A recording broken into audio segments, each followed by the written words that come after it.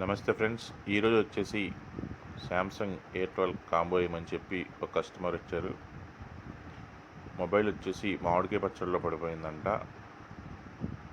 సరేలే అని చెప్పి ఒకసారి మొబైల్ ఓపెన్ చేశాను. మొత్తం మొబైల్లోకి మామిడికాయ పచ్చడి వెళ్ళిపోయింది. సరేలే అని చెప్పి ఇంకా కాంబో వేసుకోవాల్సింది ఏంటంటే కాంబో వేసేయమన్నారు.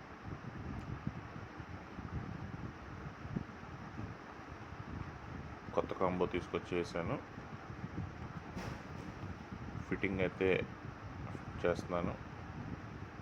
మీ దగ్గర ఏమైనా మొబైల్స్ ఉంటే కనుక మా షాపుకి తీసుకొని రండి. Trendy mobiles, Kumarapalem centre.